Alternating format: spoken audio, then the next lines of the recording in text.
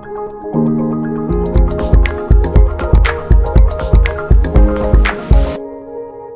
waktu memilih drum itu setelah memilih beberapa instrumen kah atau memang langsung gue mau drum aja deh? Dulu sempat pengen jadi vokal karena suara pas-pasan, malah kategorinya geli kan. Pengen gitar, main gitar lah waktu itu. Ada tetangga, kita baru bisa main chord dasar, dia udah main lead kan. Di situ drop. Gila, malu nih gua kalau main gitar, ada yang lebih jago kan. Kayaknya nggak nyaman main gitar. Baru drum, otodidak, nggak ada les, nggak ada apa. Sering nonton video. YouTube. Dulu kan nggak ada yang ngajarin tutorial. Jadi denger lagu, ngikutin. Ini gimana ya? Yang ngajarnya nggak ada. Jadi memang natural. Ternyata ini nih nggak kayak gini. Memang belajar detail sendiri. Aku orangnya suka kayak gitu emang. Ini bunyinya kayak gini, kayak gimana? Ini bunyinya kayak gini, kayak. Memilih jurusan hukum sendiri? Sendiri. Karena sempat kemarin kan papa tuh maksain dokter. Dokter, iya. Dokter praktek, Dokter pokoknya. Apa aja lah. Kamu ambil jurusan kedokteran lah, terserah mau jadi dokter apa. Papa bilang gitu kan. Setelah dijalanin Pak, aku tuh gimana kataku. Kadang-kadang kataku lihat orang buang ludah, kadang batu nggak sengaja lagi makan. Geli juga. Itu nafsu makan aja hilang. Aku bilang apalagi kalau ngeliat darah apa-apa kan. Jadi gimana? Kalau aku sih kayaknya pintar bersilat lidah bilang. Hobi beda-beda materi-materi, kayaknya lebih hukum aku bilang. Hukum mau jadi apa katanya kan. Kalau notaris nggak mau aku kataku. Karena notaris itu pasti larinya ke perdata, menghitung yang punya orang lain aku bilang. Jadi kamu tuh maunya apa? Aku nih sukanya kebebasan. Kebebasan gimana? Kayaknya aku bakal ngambil lawyer kataku. Aku udah ngomong emang. Jadi papa tuh udah hafal. Dia ini orangnya nggak mau terikat. Ini anak orangnya maunya bebas hidupnya gitu ya. Tapi benar juga. Benar dia. Kalau dokter kan terikat dengan jam praktek. Dia nih orangnya suka-suka dia kan. Papa tuh hafal karakter kan. Jadi ya udah pas dari situ emang. Jadi dia nggak kerja, dia mau kerja. Ternyata pas aku ngejalanin lawyer, benar. Aku lagi males kerja, ya kawan-kawan yang lain. Surat kuasa kan diisi tuh. Kalau mau uangnya agak banyak dapatnya ya kan. Paling orang dua aku isi atau aku sendirian kadang. Kalian ngadepin perkara kes ini ya. Ini aku privacy. Tapi kalau lagi males kerja, lagi emang nanti ada kegiatan musik ataupun lagi mager ya, nggak ada. 5-6 aku isi surat kuasanya. Jadi rekan-rekan tadi kan yang uangnya kerja. bagi, yang kerja. Jadi bisa kuasa sendiri-sendiri, bisa secara bersama-sama ya. Tapi itu tadi hasilnya bagi-bagi. Tapi optionnya diri sendiri dong. Maksudnya mau kasih 5 atau 1 atau apa? Kalau bisa sendiri lah ya. Kalau aku gini loh Mbak. Materi itu enggak juga sih munafik, perlu kan, setiap orang perlu materi. Tapi kalau udah di atas meja, itu baik itu band, baik itu di lawyer case, itu bagi rata.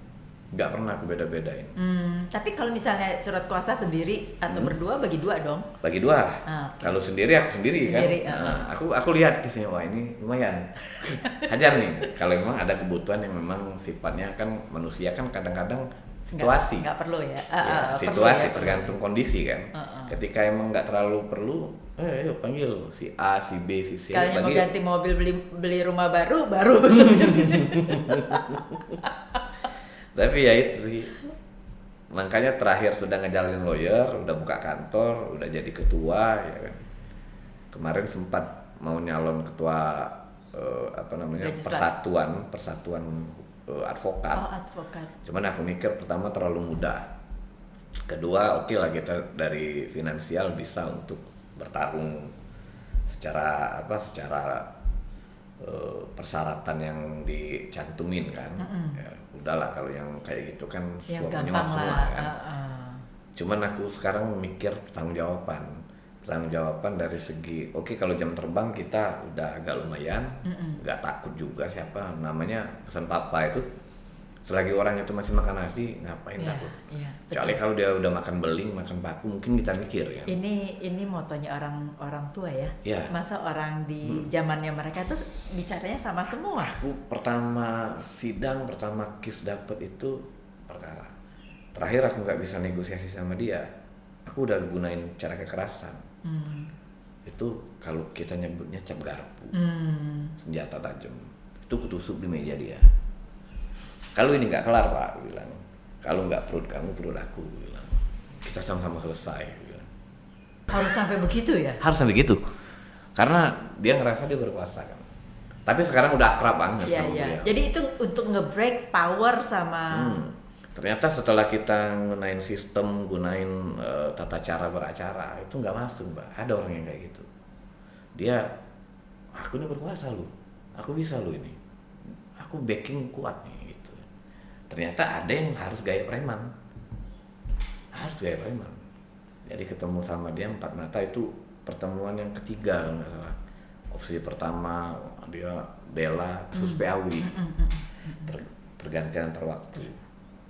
Jadi aku bilang, ini orang ngeyel nih, ini nggak bisa nih sistem, kita sidang katanya, harus nunggu inkra. Aku bilang, kalau kita ngomong sistem Pak, kataku, inkra ini kataku ya, ini kalau perdata, oke kita inkra putusannya. Kalau pidana, kalau sudah tersangka, kamu ngerti ada ART nggak? Aku bilang, baca itu ada ART kalian. Ada ART partai kalian itu nyatain, kalau sudah tersangka itu wajib untuk mundur. Pergantian terwaktu. Sekarang ini simpel lah, DPR itu pecat aja dari anggotanya, aku bilang, pecat dari anggota kepartaian, secara otomatis dia nggak ada Tuhan lagi untuk duduk di legislatif. Asalkan sesuai dengan ada RT kalian, secara hierarki di undang-undang dia ada menyalahgunakan wewenang dia sebagai pejabat, atau dia pejabat. kan. Dia udah tersangka, udah itu pasal sekian. Oh nggak bisa katanya. Masih Ini gini harus juga. inkra katanya. Kalau inkra baru kita ngambil keputusan katanya. Nah, udah ketiga lobby, mungkin duit nih kayaknya. Enggak juga. Enggak juga terus. Terakhir aku udah pusing, ya cap garpu aku tusuk di sini. Kalau ini nggak kelar kataku, paling lambat besok aku bilang. Kalau nggak perut kamu Pak, perut saya. Besok saya tunggu. Nah, pada saat ambil keputusan itu kan agak ngeri-ngeri sedap itu ya. Tapi berani seperti itu karena ada diskusi dengan tim kah atau di kepala sendiri ada yang kilik-kilik gitu bilang kalau Itu sebenarnya naluri aja sih sebenarnya. Naluri gini Mbak, kadang-kadang kan manusia itu kalau terdesak dia refleksnya kadang-kadang di luar nalar gitu. Ya sebenarnya nggak boleh gitu. Itu sebenarnya nggak etis ya. Cuman kita kan udah berbagai cara tuh. Cara A, cara B, cara C, mau gunain sistem, mau gunain secara formal kan udah kita jalanin. Dan menurut aku pribadi juga itu nggak ada yang bertentangan dengan undang-undang ataupun ADART partai pada saat itu. Sempat waktu itu, sekarang beliau sekjennya itu siapa ya? Masih DPR RI aktif sekarang. Lupa aku namanya. Lupa aku nama bapak itu. Dia sidang sama aku di ruangan dia sekjen waktu itu. Dia bilang, ini bagus katanya. Itu kasusnya waktu itu ijazah palsu. banyak ya. Dia tamat SD aja, nggak tamat, dia cuma tamat SD, dia bisa jadi pejabat katanya. Dia bilang gitu sama saya.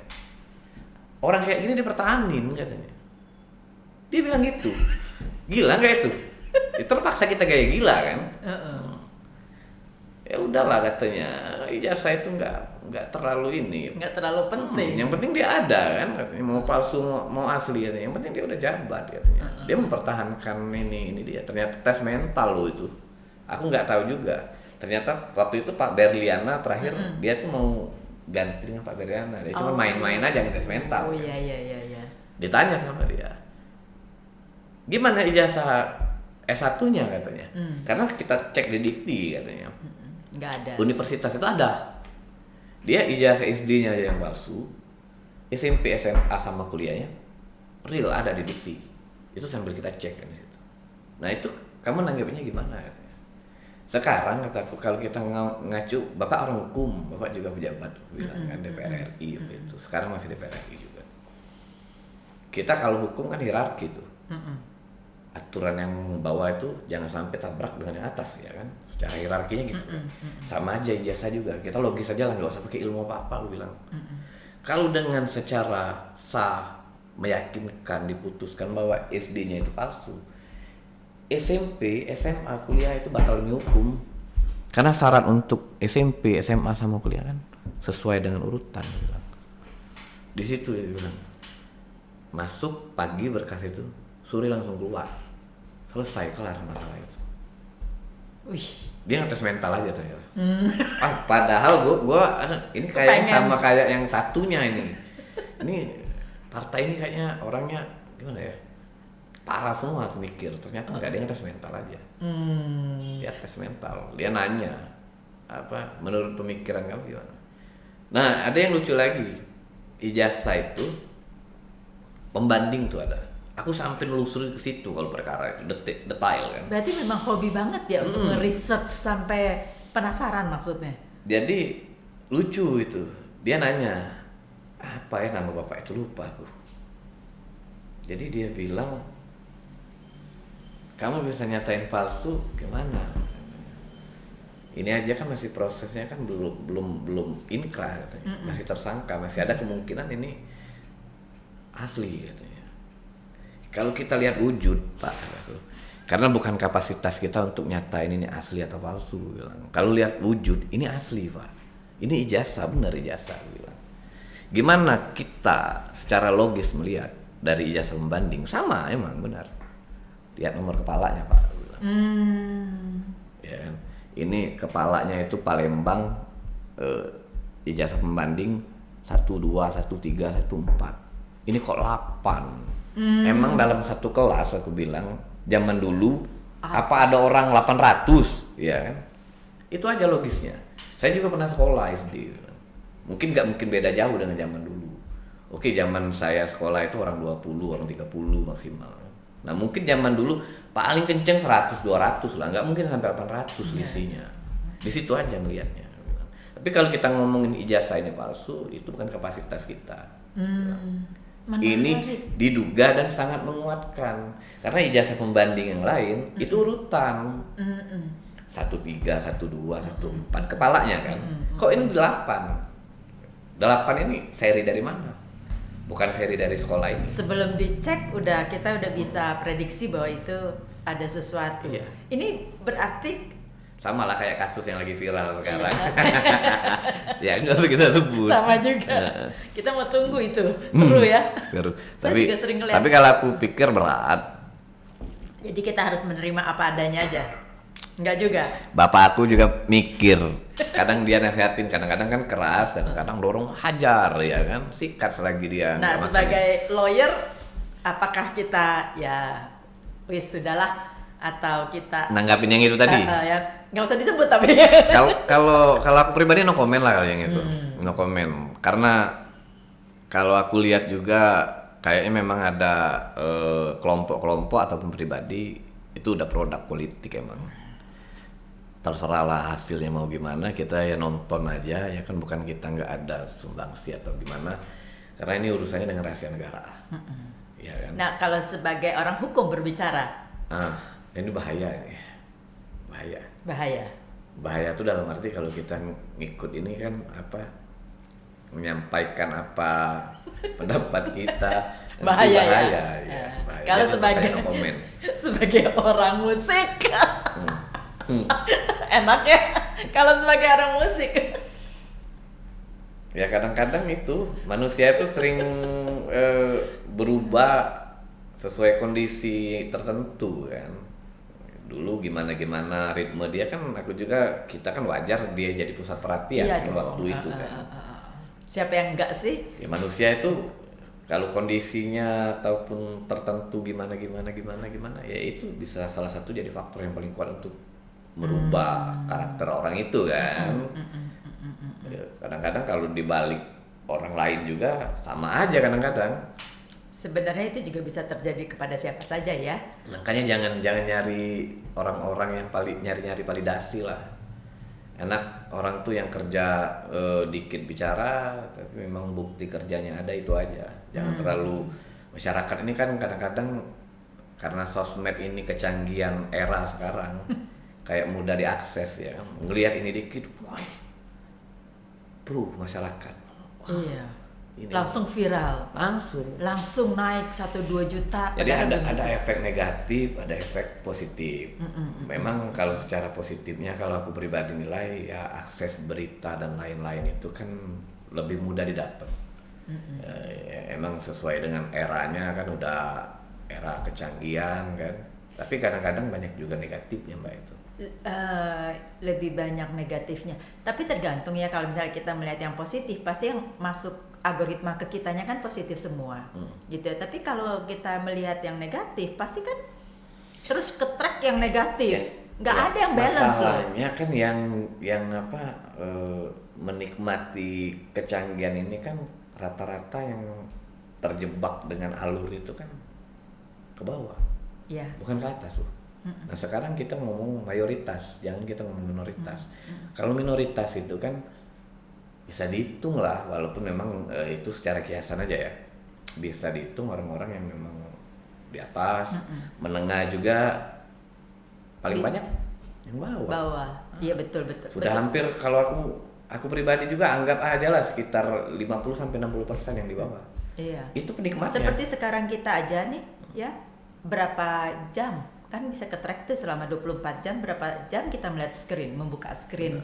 Seperti itu. Pasti kan nggak banyak. Jadi kadang-kadang yang menengah sama yang di atas kan itu mungkin dia bisa kapasitasnya mencerna dulu kan. Nah yang bawahnya nggak cerna. Langsung sikap ini benar ini gitu. Tapi itu kan 70% loh dari masyarakat. Makanya itulah yang dimanfaatin kalau di politik, ya kan, dengan berbagai cara untuk menarik masa tadi, karena yang paling banyak itu. Iya sih, iya betul. Apalagi waktu kemarin itu ya. Apalagi kalau mau pemilu, mau munas, mau conference, mau apa segala macam, itu nomor satu. Itu nomor satu. Karena perlu udah dipikirin. Tapi ngomong-ngomong tadi kan mau menjadi ini ketua ada pencalonan advokat ya? Belum terjadi kan itu? Udah, jadi terjadi. Ya udah terjadi, aku nggak ikut bertarung. Karena aku mikirnya itu banyak pertimbangan, bukan masalah logistik. Oke, logistik kita bisa standby kan, syarat-syarat yang ini juga sudah memenuhi syarat, tapi aku lebih ke tanggung jawab. Karena yang senior, yang lebih layak itu lebih banyak. Nah, kalau saya combine nih, benefitnya apa? Kan kalau dihukum kan stresnya full stres banget ya. Dengan kita di entertainment, itu balancing apa yang ada di sini, pembuangannya di sini. Nggak mungkin yang di sini pembuangannya di sini kan? Mungkin bener. Ya. Mbak juga aku lihat selalu ringkas dalam mencermati suatu problema kehidupan. Jadi benar, dari kerjaan itulah yang dituangin di musik. Benar. Kadang-kadang aku nggak pernah loh ngambil, nggak boleh kalau nggak pernah. Tapi aku biasanya milih perkara yang udah nyangkut masalah keluarga. Nah itu kebanyakan juga lawyer ada yang memang stay di pengadilan agama ya. Kalau aku milih, kadang-kadang itu pun milih itu teman tuh. Nggak spesifik ya, nggak spesialis saya di keluarga aja deh, maksudnya yang bebas kita, universal. Oh, jadi aku pribadi aku nggak mau kalau ngambil ke arah-arah keluarga loh. Karena itu berat banget ya, apalagi kalau di bagian segmennya cewek tuh nggak mau. Iya kan, kita memang dituntut profesional, benar nggak? Tapi pasti ceritanya segmennya pasti ceritanya tuh tentang keluarga dia kan. Wah, suamiku gini. Aku nggak mau itu, karena banyak kejadian yang nggak bagusnya di situ. Iya. Makanya kalau aku dapet perkara itu, aku sortir. Kadang-kadang ngambil yang memang, ini masih teman aku nih, cowok, nggak apa-apa aku ngurus ya. Paling melalui lawyer dia bilang, ini temanku maunya gini. Tapi jangan cewek gitu. Kalau cewek itu terlalu kecurhatannya lebih banyak daripada. Benar. Jadinya nggak perlu lagi.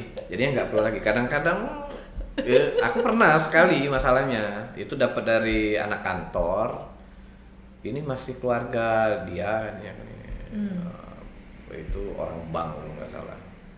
ya udah, kebetulan yang bersangkutan itu apa ya, kemarin ada urusan apa, jadi aku yang handle waktu itu.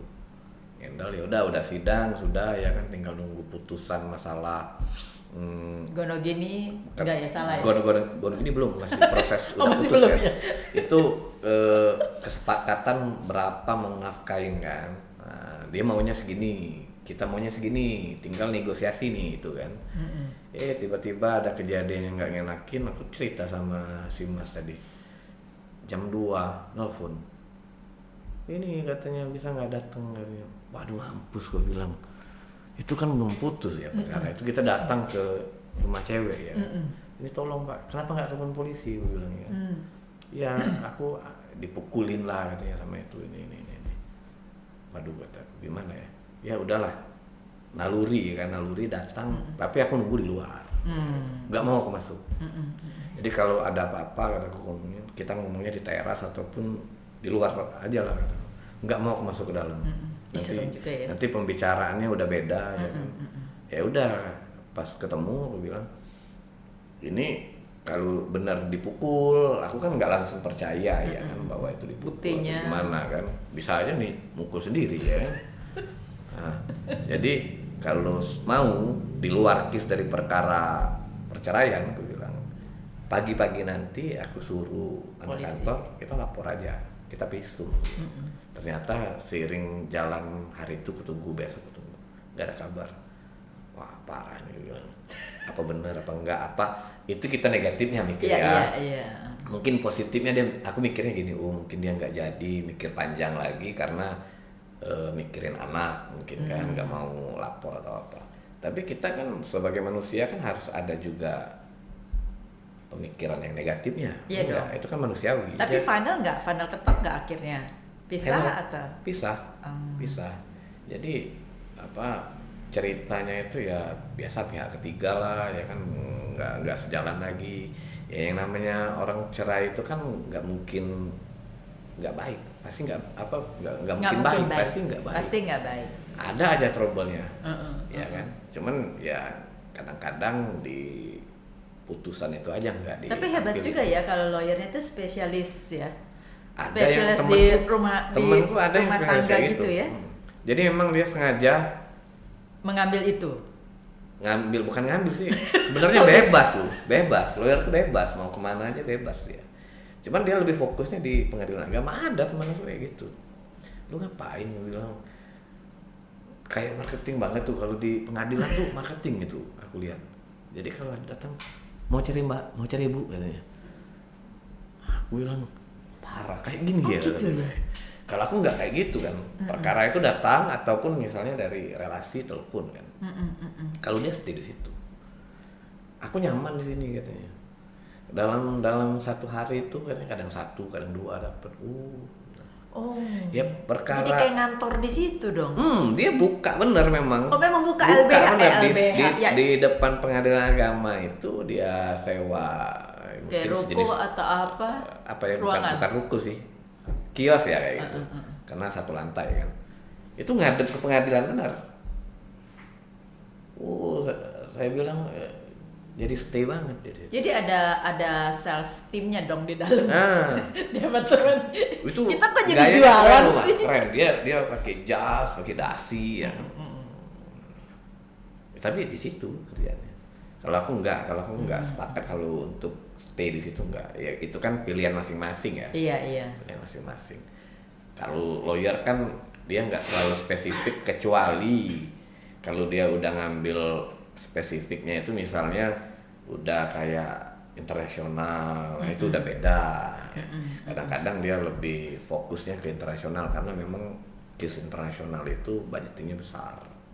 Yang sejenis kayak kepailitan, kurator, itu memang spesialis. Sebenarnya kalau mereka itu pressure-nya kan tinggi sekali ya sebagai lawyer ya. Kan mesti melihat semuanya seperti orang bilang helikopter view lah. Ya. Yang detail-detail itu mesti dilihat lapisan-lapisannya seperti itu kan. Nah, bagaimana mereka membuang pressure ini? Tergantung manusianya balik-balik. Ada yang memang ikut arus, ada yang memang kalau dia bisa mengatur ritmenya sendiri, enggak. Ya kalau yang namanya setiap pekerjaan itu kan pasti ada yang namanya pressure, pasti ada yang namanya konsekuensi yang kita temuin, entah masalahnya besar atau kecil kan. Ya jadi tergantung manusianya sih. Karena sebagai netizen, sebagai penduduk yang suka membaca dan juga melihat gitu ya, itu kan banyak sekali lawyer-lawyer yang tanda kutip jatuh gitu. Nah itu kan sebenarnya kalau sebagai orang awam, saya kan awam gitu ya, itu bagaimana dia menyalurkan pressure itu agar tetap di jalan yang benar. Gitu lah. Kenapa? Main musik, main drum gitu enggak? Sebenarnya kalau main musik itu memang ngurangin tingkat stres juga sih, ya kan, menyalurkan apa yang ada di pikiran, di hati ya. Tapi kalau aku pribadi nyikapin permasalahan, ada lawyer yang kata Mbak tadi terjerumus dan lain-lain, dia nggak bisa menyikapi hal-hal itu sehingga dia terjerumus kan, ikut alur tadi kan. Dunia glamour loh ini hukum. Sebenarnya gini, kalau orang tua aku sering bilang itu apapun pekerjaan selagi halal ya, apapun pekerjaan balik lagi ke manusianya ya, jangan jauh dari Tuhan, itu aja. Kalau kita jauh dari Tuhan, itu kontrol kita itu bablas bener emang. Ibarat kata itu mobil ataupun motor remnya blong. Tapi kalau kita dekat dengan Tuhan, mudah-mudahan ya remnya tuh masih kejaga. Masih kejaga. Makanya orang tua selalu ngingetin jangan pernah jauh dari Tuhan, itu aja. Itu salah satu kontrol ibadah. Saya orang Muslim kan, yang penting ya sholat itu jangan pernah tinggal. Itulah untuk jadi pedoman kontrol hidup kita. Kalau kita di Muslim itu menerangkan seluruh dunia, kehidupan di dunia ini, itu ada semua di Al-Quran. Nah, Al-Quran itu sudah menyatakan tiang agama kita Muslim itu sholat. Jadi aku ngutip ceramahnya Ustadz Das'ad waktu itu, sholat itu paspor kita mau ke surga maupun di dunia. Ya kan, sama kayak handphone. Kita sedekah, kita apa, kita kaya, kita apa. Ketika kita nggak sholat, kata Ustadz Das'ad tadi, mau masuk surga kita nggak tahu paspornya karena kita nggak sholat. Ya, nggak bisa masuk surga. Sama aja, dunia juga gitu loh. Ya kan, kalau kita ngejar akhirat, janji Allah itu duniamu itu pasti lebih baik. Kejar aja dulu akhirat, ya kan. Nah, ibadahmu perbaiki, nah, semuanya akan jadi lebih baik. Nah sekarang ini kan kebanyakan itu benar. Mau agama apa aja ya, orang ini kan ngejar dunia semua nih. Wah, ini uang, ini karir, ini apa. Takut kalau besok tidak bisa. Nah, ujung-ujung terjerumus lah. Ada yang politik korupsi lah, ada yang perkara kerjaan-kerjaan lain bermasalah. Karena dia lupa. Kebanyakan itu, kebanyakan dia lupa. Saya pernah mendengar ada satu yang bilang begini, begitu khawatirnya dia hari esok. Jadi dia bilang I'm so afraid for tomorrow, gitu ya. Dia bilang sampai harus melakukan segala sesuatu dalam waktu 24 jam. Kalau perlu 26 jam, kita create 27 jam. Yeah. Saya ngeliatin aja gitu. ini beneran kan orangnya simple banget. Liatin, how come 27 jam? Tuhan memberikan 24 jam. 24 jam. Jadi berarti kan over dia kan. Over. Jadi sebenarnya kembali lagi, kalau kita kalau kita beriman ya, tapi kalau kita memang dekat dengan Tuhan ya itu jadi kontrol kita sendiri loh. Iya, kekhawatiran itu sebenarnya bisa kita tinggalkan karena besok ya tunggu aja besok. Pasti Tuhan memberikan sesuatu, rezeki, kita harus percaya itu ya. Emang benar kan, kita kejarlah dunia ya seakan-akan kita hidup ini abadi. Emang benar itu. Tapi ibadah juga ya kan. Ibadahlah kita sekuat mungkin kejar akhirat. Seolah-olah besok kita mati. Nah, itu aja kontrolnya. Balance.